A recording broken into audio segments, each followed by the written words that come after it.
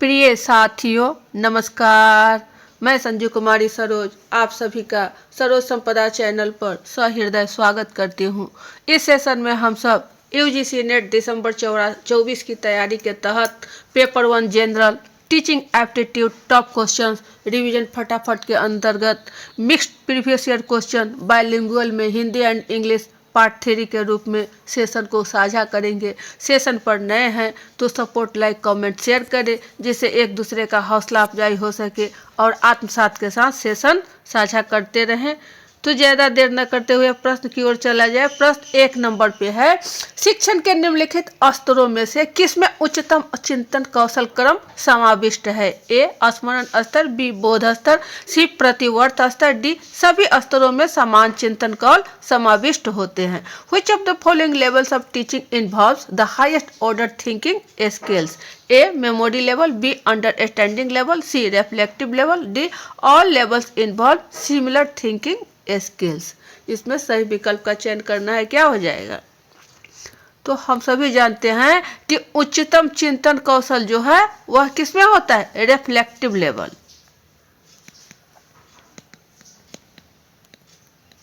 Option C की ओर है। प्रतिवर्त स्तर है, यहाँ पर चिंतन होता है, आलोचनात्मक होता है। सही आंसर का मिला ये रहा हमारा।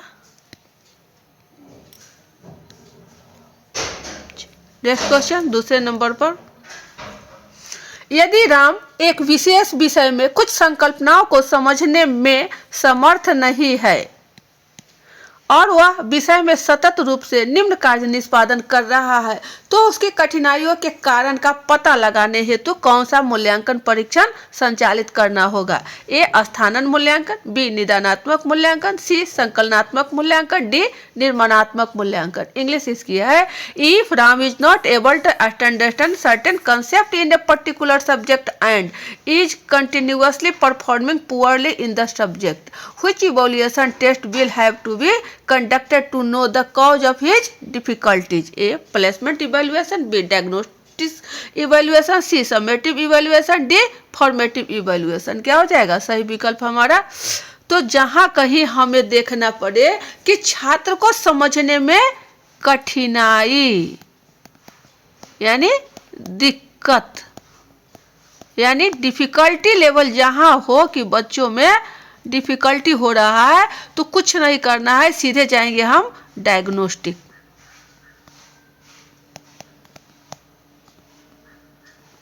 डायग्नोस्टिक इवैल्यूएशन हमारा क्या हो जाएगा? निदानात्मक मूल्यांकन। निदान करना है।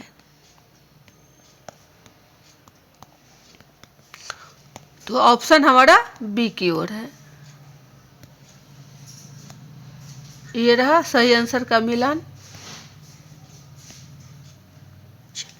नेक्स्ट क्वेश्चन 3 पर, नीचे 2 कथन दिए गए हैं। कथन 1 है, बोधगम्य स्तर पर शिक्षण में विद्यार्थियों को समीक्षात्मक रूप से चिंतन और उनके अधिगम अनुभवों के अनुचिंतन को प्रोत्साहित करना समाविष्ट होता है। कथन 2 कह रहा है कि स्मरण स्तर पर शिक्षण में रटन स्मरण होता है और आलोचनात्मक चिंतन को प्रोत्साहित नहीं करता है। क्या हो जाएगा इसमें? इसकी इंग्लिश है, इंग्लिश इसकी है statement 1, teaching at the understanding level involves encouraging students to think critically and reflect on their learning experience। Statement 2 कह रहा है, teaching at the memory level involves rote memorization and does not encourage critical thinking। इसमें सही विकल्प का चयन करना है। क्या हो जाएगा हमारा? तो यहाँ सीधी सी बात है कि बोधगम्य स्तर, यहाँ बोधगम्य स्तर यह जो है अंडरस्टैंडिंग लेवल, इसमें समीक्षात्मक नहीं होती है, रिफ्लेक्टिव में होता है। जैसा कि हमने पिछले पन्ना में देखा, तो चिंतन यहाँ होता नहीं है, तो ये हमारा हो जाएगा गलत। यानी कथन 1 जो है वह गलत हो गया। दूसरा कह रहा है स्मरण स्तर पर यानी मेमोरी लेवल पर रटन स्मरण होता है। एकदम सही बात है कि यहाँ पर हमारा जो है रट्टा मारना होता है, रोट मेमोरिंग है, और आलोचनात्मक चिंतन को प्रोत्साहित नहीं करता है। यहाँ ध्यान दिया जाए कि नहीं भी कहता है कि इसमें आलोचनात्मक चिंतन यानी रिफ्लेक्टिव लेवल वाले में यहाँ हम चिंतन नहीं कर पाते हैं, तो यह कथन हमारा पूर्णतः सत्य है। दूसरा कथन सही है। तो क्या हो जाएगा, पहला गलत और दूसरा सही, ऑप्शन हमारा डी की ओर जा रहा है। सही आंसर का मिलान देख लिया जाए, ये रहा option D. Statement 1 is false but statement 2 is true. चलिए नेक्स्ट क्वेश्चन 4 की ओर। सूची 1 के साथ सूची 2 का मिलान कीजिए। सूची 1 में है शिक्षा के 3 उपागम और सूची 2 में है विषयगत आयाम, अध्यापक केंद्रित, शिक्षार्थी केंद्रित, अधिगम केंद्रित, और इधर है आपका साझा सहभागिता, आरोपित आत्मचिंतन। मात्र 3 है और 3 में से ABCD का चयन कर लेना है सही विकल्प का। इंग्लिश इसकी है match list 1 with list 2। List 1 है अप्रोच ऑफ एजुकेशन, लिस्ट 2 में है disciplinary aspects, teacher centred, learner centred, learning centred. इधर है आपको set participatory, imposed, self controlled. सही का चयन करना है, क्या हो जाएगा, तो टीचर सेंटर्ड हो गया आपका।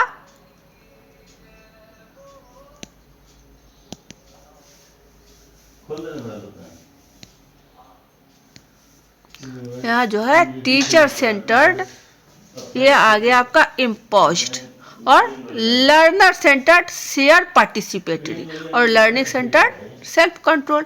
यानी ऐसे करने पर A2 B1 और C हमारा 3 है। ये क्या हो रहा है, ऑप्शन सी की ओर जा रहा है। ये रहा सही आंसर, हम लोगों ने जान गया A2 B1 C3। चलिए नेक्स्ट क्वेश्चन 5 की ओर। नीचे 2 कथन दिए गए हैं। कथन 1, शिक्षार्थी की सांस्कृतिक पृष्ठभूमि का उसके अधिगम अनुभव पर कोई प्रभाव नहीं पड़ता है। कथन 2 है, लैंगिकता शैक्षणिक संप्राप्ति का प्रबल निर्धारक नहीं है। इसमें ऑप्शन आपको ABCD दिया गया है। इंग्लिश इसकी है स्टेटमेंट 1 में A learner cultural background has no impact on his her learning experience. Statement 2, gender is not a strong predictor of academic achievement. ABCD में चयन करना है, क्या हो जाएगा हमारा सही,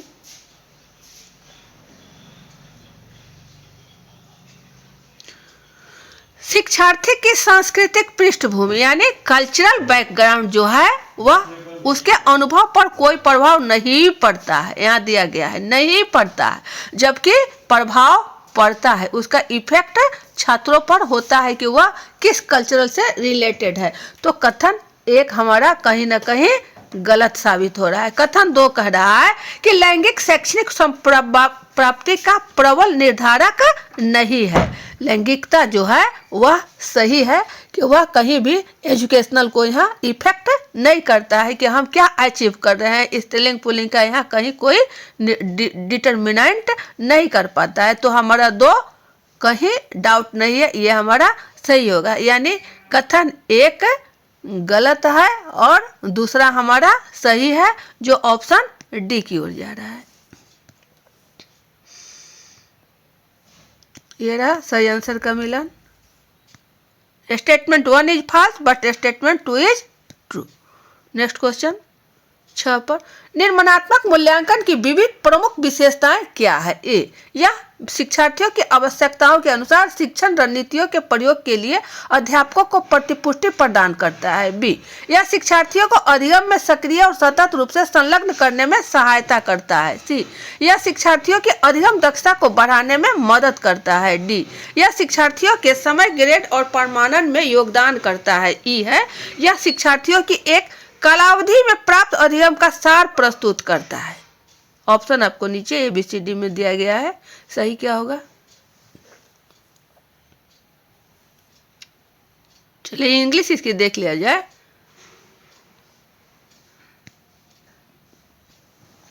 What are the various salient features of formative evaluation? A, it provides neat feedback to the teachers to use teaching strategy according to the needs of the learners. B, it helps learners to actively and continuously engage in learning. See, it helps in enhancing the learning abilities of the learner. D. It contributes to the overall grading and certificate of the learner. E.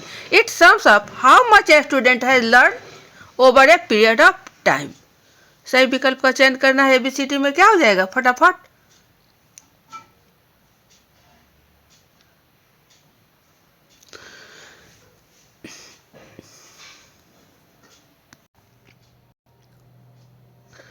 यह बताया जा रहा है कि formative evaluation में, formative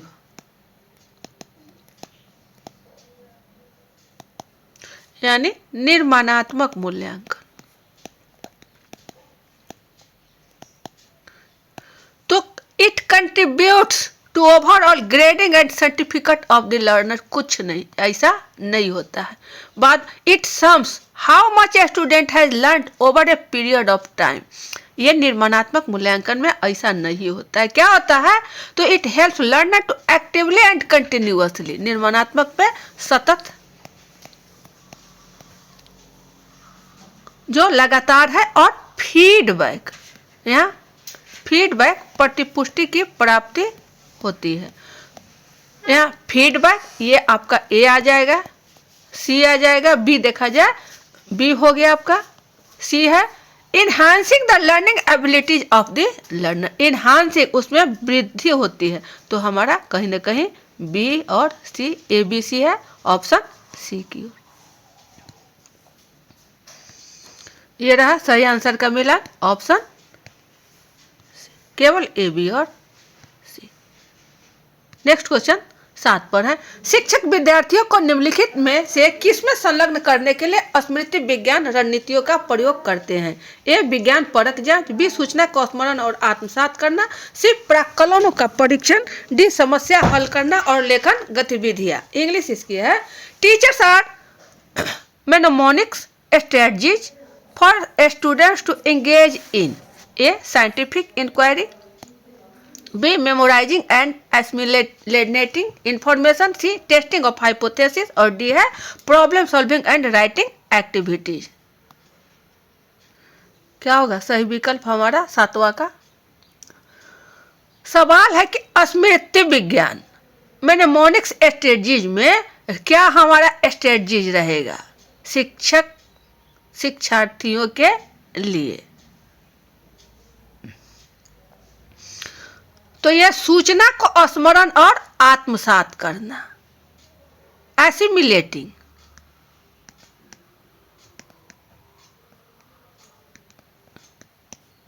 और memorising, option B की ओर है।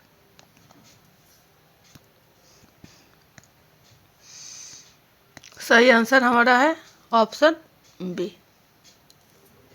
नेक्स्ट क्वेश्चन 8 पर, शिक्षार्थी केंद्रित शिक्षण परिवेश में विद्यार्थी ए अपने स्वयं के अधिगम में सक्रिय रूप से सहभागिता करते हैं, बी निष्क्रिय श्रोता होते हैं, सी माना जाता है कि उनमें समान योग्यताएं हैं, डी वे निर्णय करते हैं कि वे क्या और कैसे सीखेंगे। इंग्लिश इसकी है, in a learner centered teaching environment students a actively participant in their own learning, B are passive listener, C are considered as having similar abilities, D make decision about what and how they will learn. क्या होगा सही विकल्प हमारा 8वां का?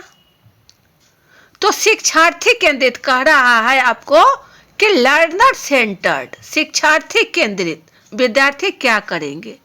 तो कहीं ना कहीं निष्क्रिय श्रोता होते हैं, ये तो होगा नहीं आपको। ये आर पैसिव लर्नर्स, वो जब पैसिव है तो क्या सीख पाएगा, इसलिए यहाँ पैसिव ना होकर के एक्टिव होना चाहिए, निष्क्रिय ना होकर के वहाँ सक्रिय होना चाहिए। तो बी हमारा नहीं होगा, तो ऑप्शन बी कैंसिल हो गया। अपने स्वयं के अधिगम में सक्रिय, यही तो है, यानी ए होगा, ए होगा, चारों में है आपको ए।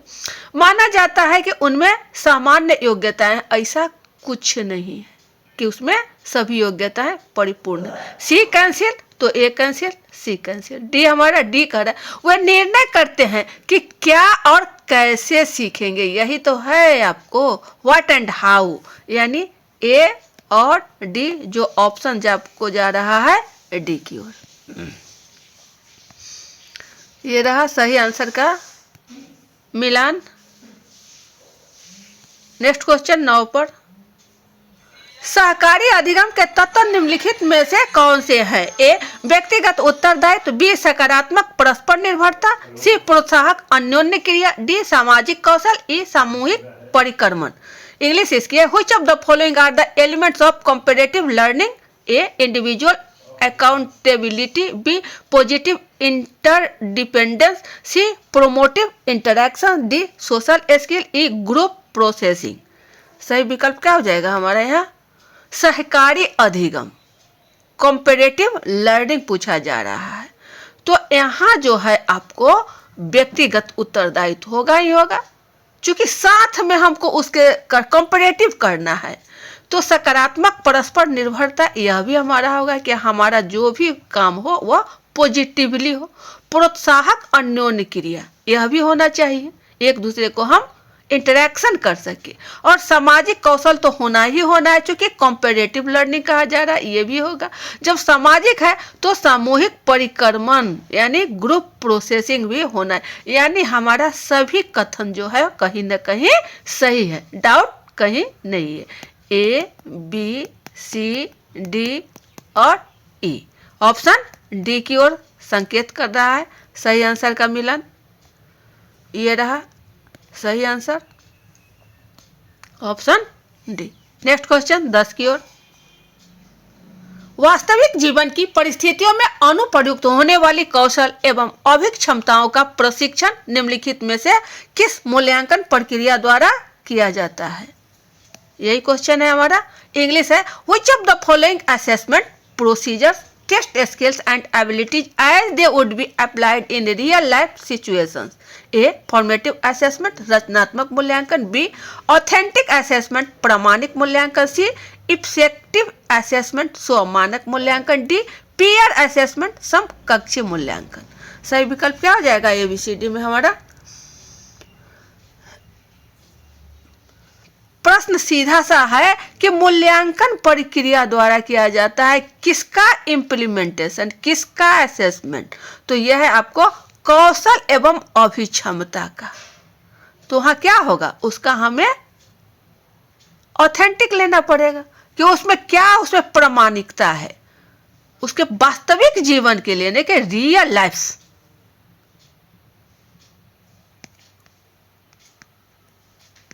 ऑथेंटिक असेसमेंट प्रामाणिक मूल्यांकन, ऑप्शन हमारा बी की ओर है। ये रहा सही आंसर, ऑप्शन बी। तो ये थे आपके टॉप 10 क्वेश्चंस जो दिसंबर 24 के होने वाली परीक्षा में इम्पोर्टेंट सेशन है। सेशन पर नए हैं तो सपोर्ट, लाइक, कमेंट, शेयर करें। वीडियो ज़्यादा लंबा न बने इसलिए यही बाइंड अप किया जाता है। अगले सेशन में पुनः अच्छे अच्छे प्रश्नों को लेकर उपस्थित होंगे। तब तक के लिए जय हिंद, वंदे मातरम।